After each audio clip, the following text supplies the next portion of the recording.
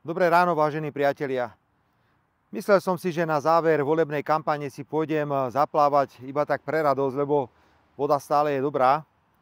Ale po tom, čo som si včera večer prečítal v amerických, ruských, francúzskych a nemeckých tlačových agentúrach, potrebujem schladiť hlavu.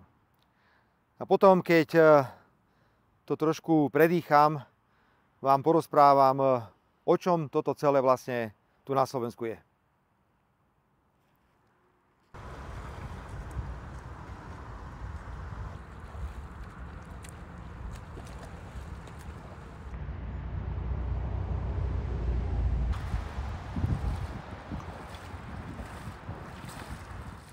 Včera neskoro večer, keď som si pozeral správy spomínaných tlačových agentúr z celého sveta, som videl rôzne informácie týkajúce sa našich zajtrajších volieb. Ruská tlačová agentúra TASS obviňuje Spojené štáty, že zasahujú aj nelegálnymi prostriedkami do volieb na Slovensku, lebo nechcú, aby v strednej Európe po Maďarsku prišiel ďalší premiér s vlastným rozumom. Anglický Reuters, francúzsky AFP či americký Associated Press zase do neba vyzdvihujú progresívne Slovensko, lebo bude pokračovať v podpore amerických záujmov na Ukrajine a bruselskej agendy LGBTI a migrácie. Ja neverím žiadnym tlačovým agentúram, či sú z východu alebo zo západu. Dohromady však hovoria jednu veľkú pravdu. Veľkým krajinám je úplne jedno, ale že úplne jedno, ako žijeme na Slovensku. Či je tu drahota, či sa tu porušujú ľudské práva. Jediné, čo sa rieši, je, či Slovensko zostane v rade poslušných vykonávačov pokynov z Washingtonu a Bruselu, alebo či sa moci na Slovensku ujme Smer, ktorý má na viaceré otázky iný názor, ako sa očakáva od poslušnej krajiny.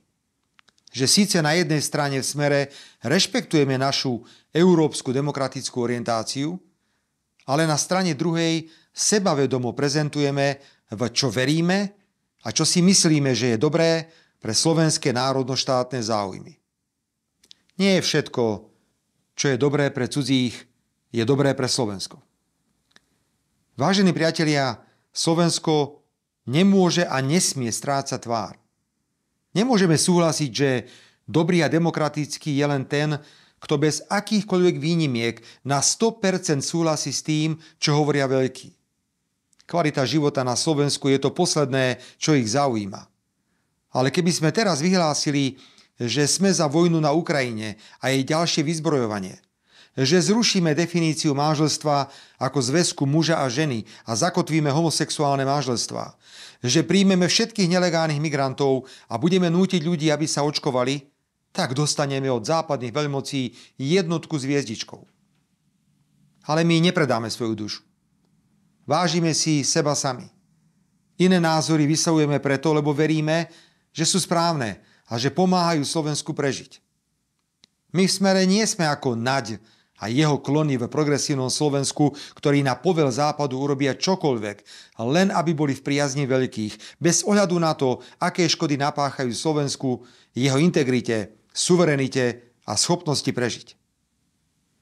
Silou presadzovaná politika jedného jediného neomylného názoru, spojená so zákazom iného názoru, je pre Slovensko a celú Európu v tomto turbulentnom období tá najnebezpečnejšia politika. Je v rozpore s podstatou demokracie. A politiku jediného neomylného názoru principiálne odmietame. Aj za cenu, že pod obrovským tlakom tvorcov tejto politiky stratíme nejaké politické body. Ale nestratíme dušu. Zajtra to teda nebude, vážení priatelia, len o zdražovaní či migrácii. Zajtra to bude najmä o Slovensku a jeho postavení v rozháranom svete, kde prežijú len suverénni, schopní a odvážni.